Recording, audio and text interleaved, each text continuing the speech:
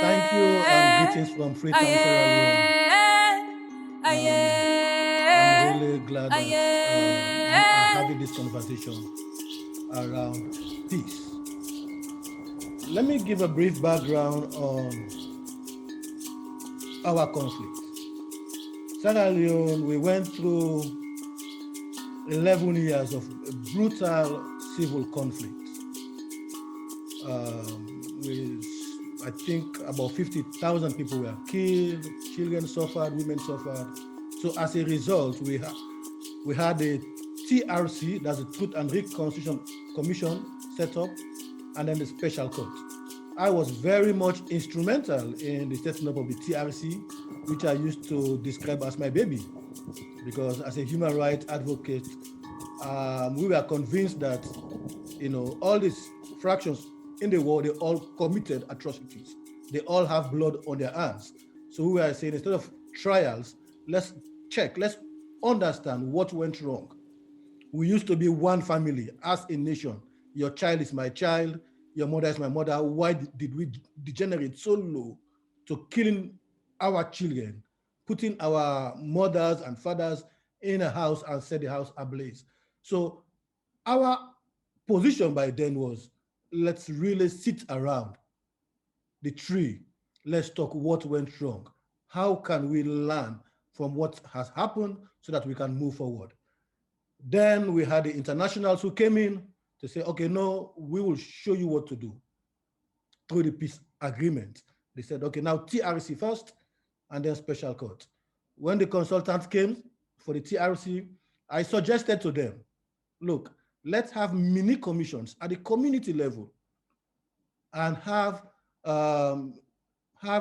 researchers go to these communities, they document the process, send that into the National Truth Commission. So by so doing, people are involved, everyone participates, and they all become part of the story. However, they said that has never happened, and no, Sierra Leone, unfortunately, no. The special court was established to try about 13 people, and the cost was about $500 million just to try about 13 people. When the country was in darkness, we were barely surviving.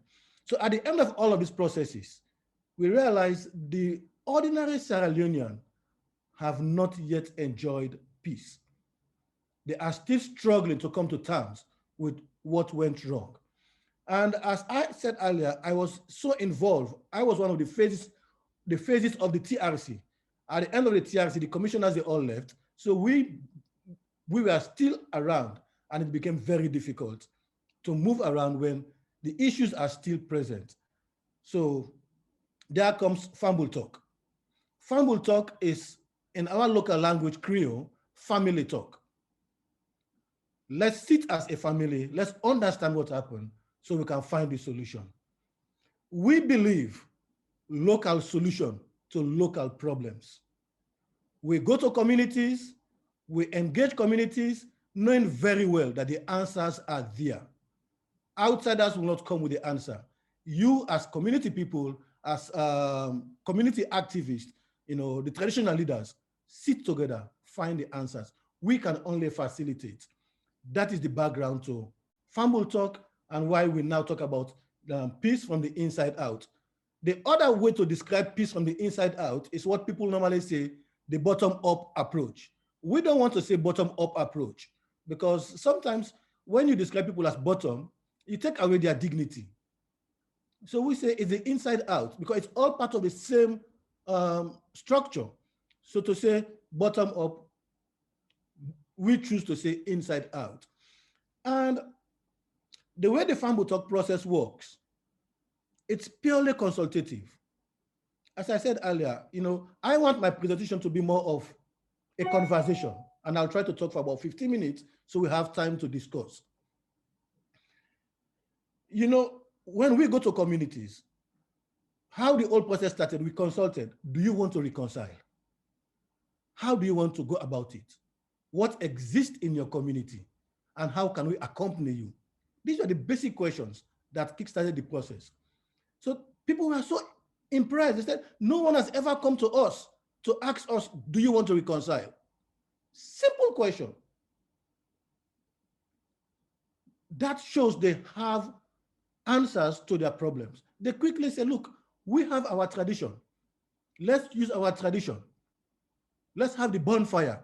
Let's have structures to have this conversation, constructive conversation, and find a way forward. Now, previous speakers talked about human rights and peace building. I'm very much happy that we are having this conversation. I had to choose between human rights and peace building because of the context. But now I will rephrase it to say, I use my human rights lens to guide the process. For example, the tradition in some parts of the country, women don't talk. And again, as previous speaker said, women and children, they suffered most during the conflict. So if you are talking about peace and they are not involved, or they are only there as bystanders, that is not peace. It's peace for the men. So with my human rights lens, I encourage the traditional leaders, look, let's find ways let's involve the women. The children should not be driven. Let them sit around. When the war was going on, children were not prevented. They were all part of the casualty. Women were all involved. So why do you want to, prevent them from participating? Let's work with them. They also are part of the community. So we accompany the communities to develop the Fambu Talk approach. And part of what we do is we train community welfare and mediation committees, 2 from each village, a male and a female. The simple reason is we all live with conflict. And if they have to walk a couple of miles to go to the police, to go to the chiefs, then it's somehow, it prevents them from pursuing their peace or from seeking justice. So these community welfare and mediation committee members reside in the communities. They meet them when they have issues. They talk through these issues. We also train them on basic project management. Because when donors go to these communities, they go with their staff and everything. They tell them, you don't know what to do. We will come and do it for you. Again, that is wrong. We are saying, work with the people. Let me give you an example. If a donor goes to a community to build a school, they come with their contractors and everything. At the end of the day, the community will say that school belongs to either Plan International or to World Vision. But if the people are involved, they don't need to bring in a huge amount of money, but even identifying the land, the location, getting them to come with water, stones. At the end of the structure, they will say, this is our school. These are basic things that are very much important when you talk about sustained peace, when you talk about sustaining peace in communities. The role of women, it's also very important. Women suffered most. So after the first few months of Fambu Talk, we realized several women were coming forward during the bonfire to explain, to tell their stories. But then that's where it ended. Because as a human rights advocate, I was concerned that, when someone is raped, they should pursue justice. But then we had a blanket amnesty for crimes committed during the conflict. But then these women want to talk about it. They want to name and shame those people in their communities. They want to name and shame, the chief who did X, Y, Z to that woman, that ex-combatant, or, who did X, Y, Z. They want to have that conversation. So we said, what can we do? How can we support you? The women said, help us to come together as women. And we said, okay, we will facilitate the gathering. And when they came together, when one woman started to share her story, others will join because they all identified themselves with the problems. And then at the end of the day, we say, how do you want to call yourself? They said, we are all mothers. We are peace mothers. And that was how we developed the women's wing, It's like a women support group. So the women who live in these communities became champions of peace. They galvanized during election times. They mobilized, they talked to their husbands, they talked to their youths. We don't need violence. So they all became agents of change, agents or champions of peace. The youths were all involved. So what I'm driving at is, you don't go to communities thinking you have the answers. You go to communities, facilitate a conversation, get them to identify, solutions. You can walk them through or accompany them, but the answers are there. Now, I will end by giving you an example, a very recent event. We have a grant from Peace Building Fund managed by UNDP in Sierra Leone. So we are organizing community dialogues in one agricultural chiefdom where they have a land issue. So the company has some challenges with the people. We are trying to facilitate dialogue for them to coexist. Last week, I was summoned by the donor. We were all we were all concerned that things are degenerating. And I assured her and her team that no, the community, the grievance redress committees that we've established, they will address this issue. They have the capacity to address the issue. We organized a meeting. I went there on Monday. We sat together. We were thinking of involving government stakeholders, but that was not the problem. When I went to the people, we sat, we discussed. The problem is actually in the community. It's the traditional leaders. It's the way the company recruited the scouts or the farm guards. So they said, look, let's sit together as a chiefdom so that we can discuss, we can review the guidelines and find a way forward. So from thinking that we should involve ministers, we should involve the government, we should involve the office of the vice president, when I went there and I reported to the donors, they said, no, that is not what will solve the problem. What will solve the problem is really create a space for them to sit with their traditional leaders, have the company representatives sit in that meeting, let them go through this document, let them adjust the document a little bit so that they will all continue to coexist in their community. So more or less, because of time, I will stop so far and just end by saying, always go to community, put on a lens that the answers are there. Don't go there thinking you have the answers. You prepare your project, you develop everything, and you go into implement. Engage people, consult them. And all the structures we've developed so far, they are all inclusive governance structures that are there that will continue the sustained engagement with or without Farm Talk. When issues come up, they are there to address them.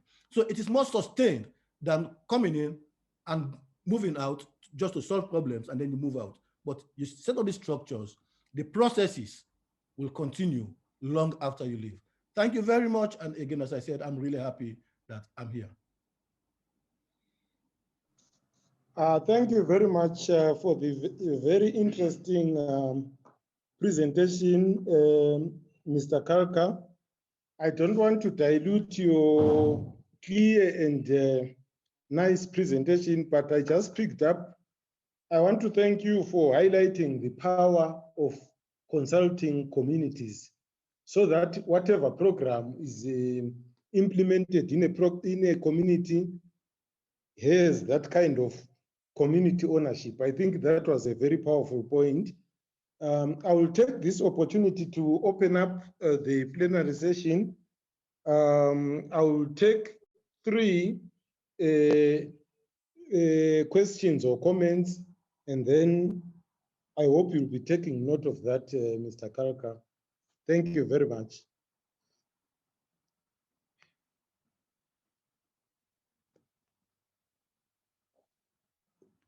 Where are the hands?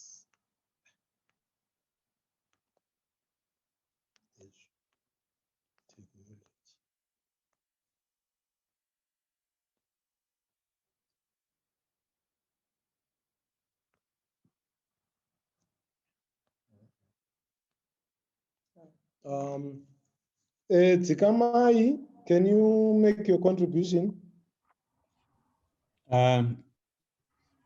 Yeah, I think I will let my colleagues ask, since I have spoken before. I will ask my colleagues first. I see there are many hands up. Okay, so can I have Tafatswa Muvingi? Thank you very much, and I wanted to thank my colleague, the presenter from Fumble Talk. I think I quite appreciate the presentation. Mine is actually more a comment than a question, really around community engagement and community participation. And from some of the work that we have supported and some of the work that our partners have done, I think one of the things that evaluative evidence is showing is the fact that in consultations and in consulting communities, often communities are not informed enough about the issues under which they are being consulted, the expectations from the consultations, and also oftentimes the feedback or what happens when the consultations have been done. So I think my comment was really, it's important, and I know that this platform has a lot of what did we call them in the morning? Community advocates, people who are working as community advocates. And I think it's quite important to therefore develop tools of consulting that allows the community to be provided with information before they are consulted, that they appreciate that information before we go to consult them. And when we do consult them, we take on board what they have given, and we provide feedback as community advocates as to what we have done with that consultation. And that's really underpins the principle of informed participation, where we provide information, where we really join in with the feedback loop as far as communication is concerned. So thank you. That was just a comment from me. Over. Thank you very much, Tafatswa Muvingi, for that comment where you are highlighting the importance of communication as a key thing in terms of encouraging citizen participation in issues.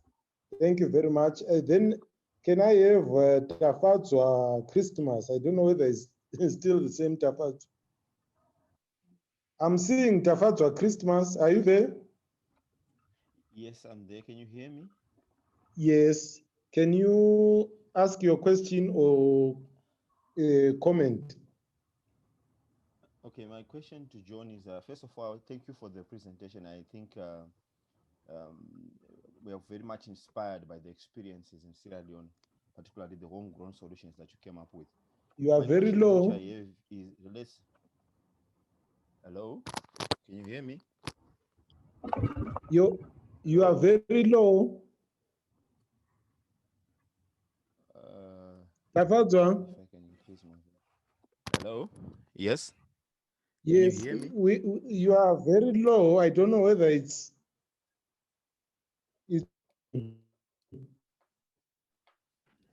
we can hear him. Yeah, you are better. You are better now. Okay. The question I was yes, go ahead. John is yes. The question I was asking you are John, low. Continue. Yes, can you continue? Okay. Okay, the question I was asking, I wanted to ask, relates not only to the to the indigenous justice mechanisms that you had in Sierra Leone, but in general, this indigenous or traditional justice mechanism. There are two questions I have. Are two. The first one is to do with the how do you address issues where the local or indigenous justice mechanisms are in conflict with human rights? Like, for instance, you find there are some traditional justice mechanisms that do not involve women in these traditional justice processes. How do you address such a challenge where you have a conflict where people say we have a dare in Zimbabwe, for instance, where we can say it's a dare, and it's usually men who sit to discuss these issues and women are left out. How would you address that issue? Because we want to take advantage of the traditional mechanism, but at the same time, we cannot ignore the challenges that this traditional justice mechanism pose in terms of human rights. And the other question which I had has to do with how do you address an issue where you have a community, but the community is not so homogeneous to the extent that they all believe in one system. I know it's very easy for us to romanticize and say in a particular community, everyone believes in these particular rituals, in these particular ways. But as you know, we're living in an age where communities become very diverse, where you go into a community and there's a section of people who believe in a particular traditional mechanism. And then there's also a section of people within that same community who do not believe in that particular mechanism. How would you address such an issue? Thank you very much. Thank you very much for the good questions, Tafata. I now go to Dawn. Can we try to summarize our questions so that we can have many more people contributing? Dawn? Thank you. Thank you, Chair. Thank you. My question to John. First, allow me to appreciate the presentation. I really liked it. There are so many takeaway points there. But my question now is, how then do you navigate a scenario whereby you are in a community which is heavily polarized? How do you bring the people together so that you can have this family talks?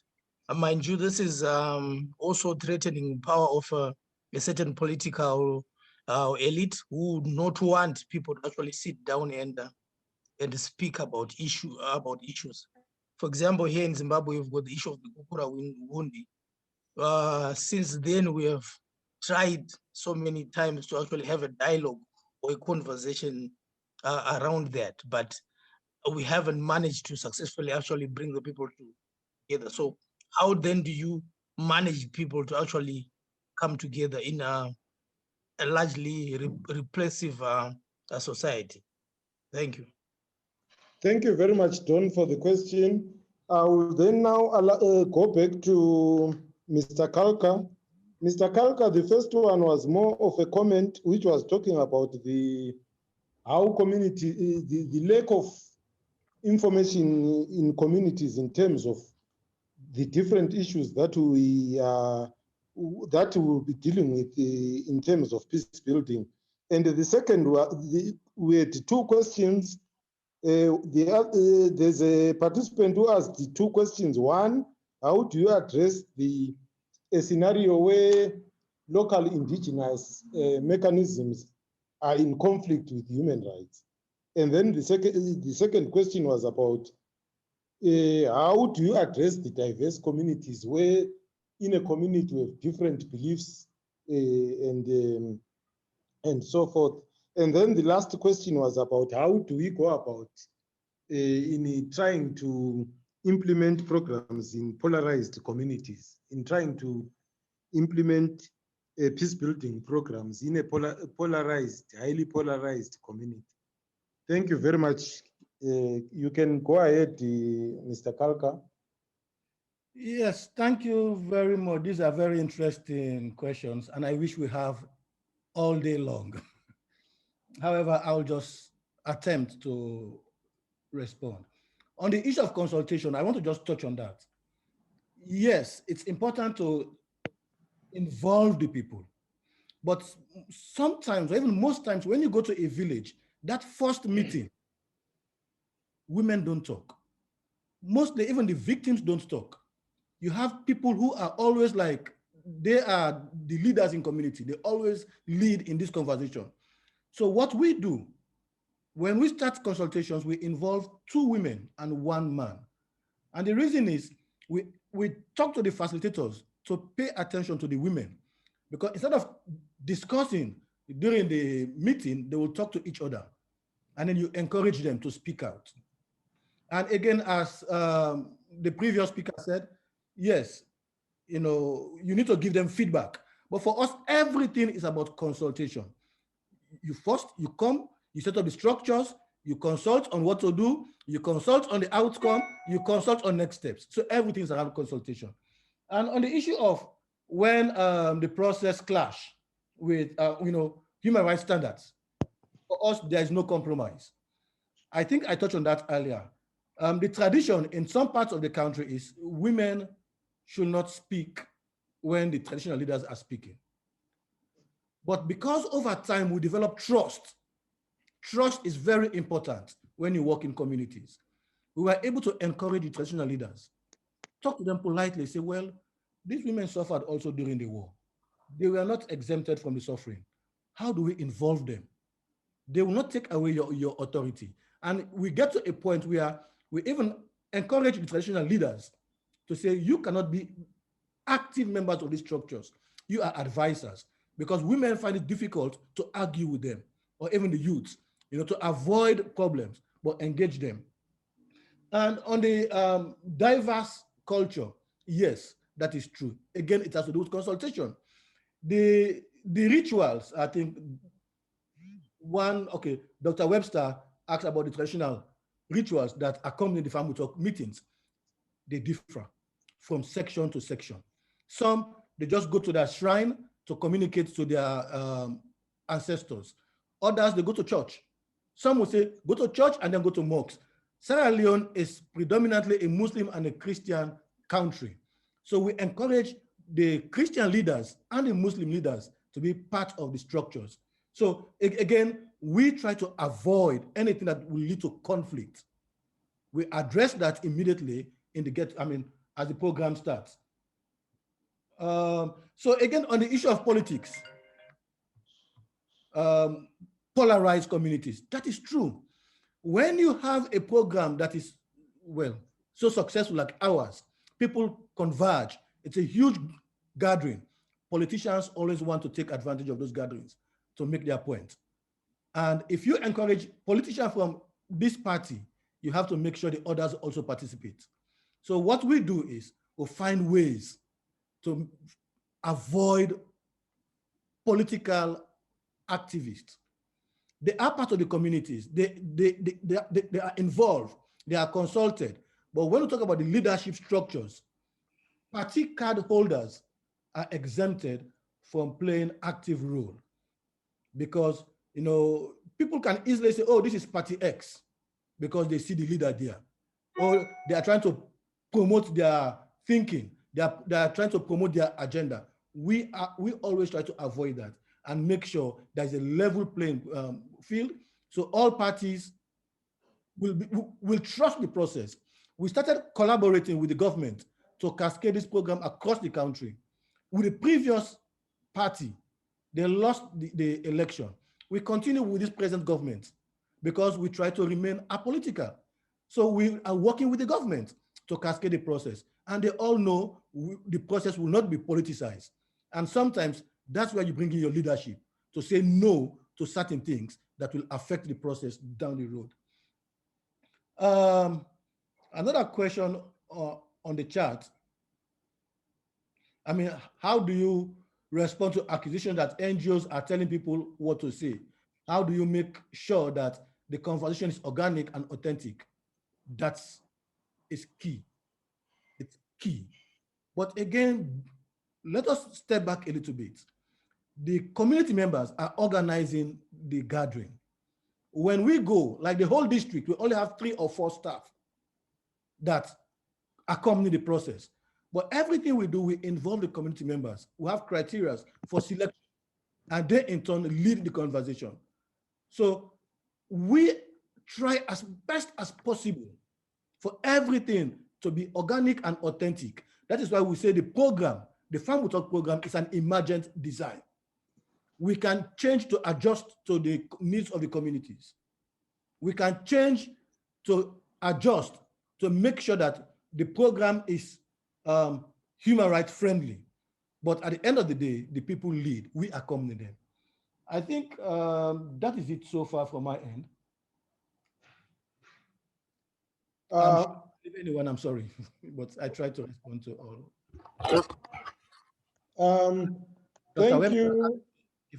Thank you very much, Caulker. I see there are two hands up. I will take another round of 3 more questions. Leo, then I see Tafadzwa, Christmas is back again. So I will start from Leo, then Tafadzwa. Leo, you can go ahead. No, sorry, I forgot to lower my hand. I don't have a follow-up question. Let me just lower my hand. Okay. Leo. Thank you very much, Chair. Thank you very much. I know you are from Sierra Leone, and it was one of the challenges that you faced when you were trying to, to work around issues to do with peace building.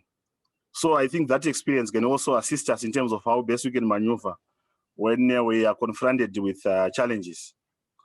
Thank you. You are done, Leo?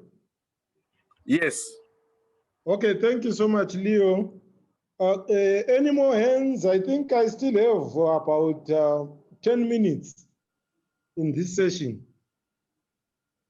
But if there are no more comments or questions, I can now hand over the proceedings to Tipei Swindi. Madam Tipei Swindi, you can take over. Chairman, I think I would like to just use the next 5 minutes to just share some of the stories we have. Okay, go ahead, Caulker. Yeah. You see, when you are working with communities,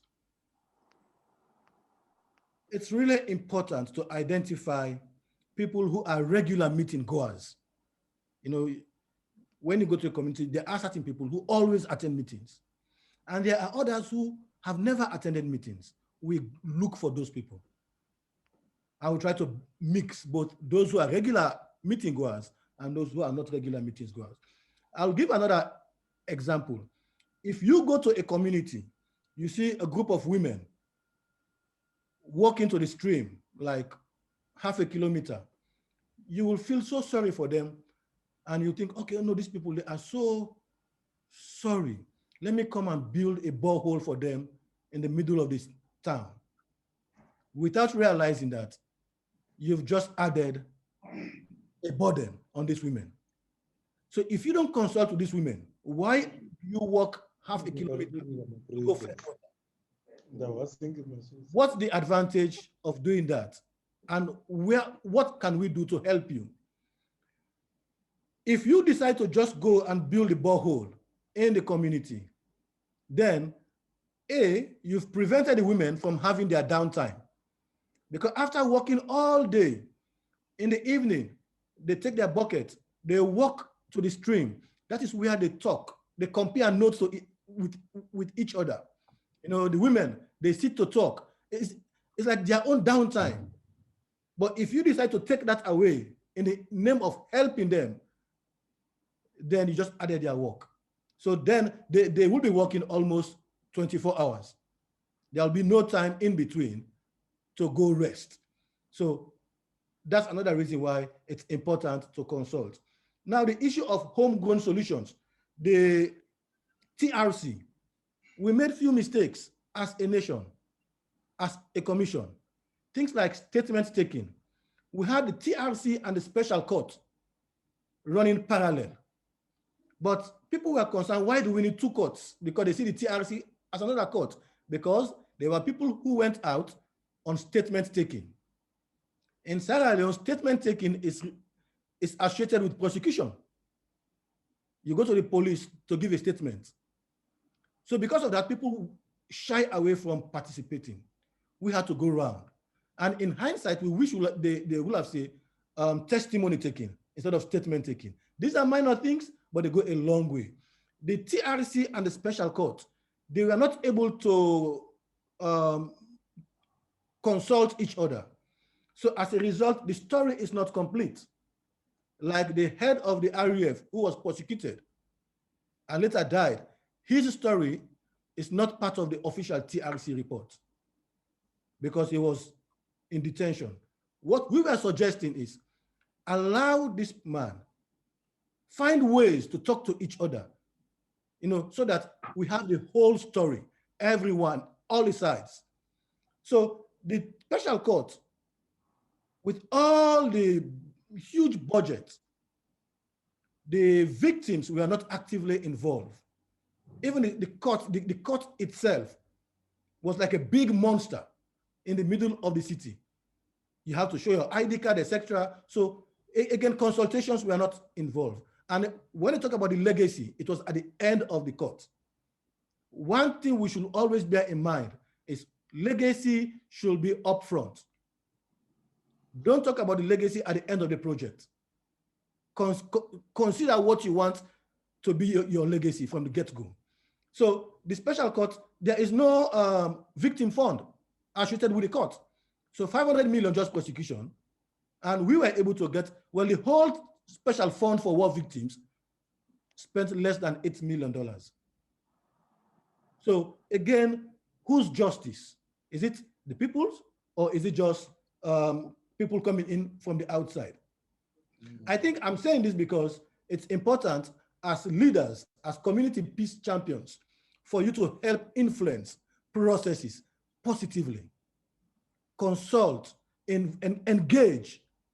UNDP are active players in the peace process everywhere. Engage the leadership of UNDP. Engage the leadership of your local counties. What we are doing presently is we are trying to set up inclusive structures across the country so that people feel plugged in into the national development and they feel responsible for their own peace. Thank you very much. And I hope one day we'll have time in person to talk more. Maybe we will invite you to Sierra Leone as part of your experience sharing, or as part of an exchange program. I was in Zimbabwe at the start of the TRC. I went there for 2 months to study part of, how you came about in Bulawayo, there's a beautiful report done in Bulawayo. So we went there to study how that document was put together, who were involved as part of our own learning process. So we owe you as a nation, and we'll look forward to any opportunity, to share what we are doing as a way for you to adjust your program, contextualize it into your own situation. Thank you very much.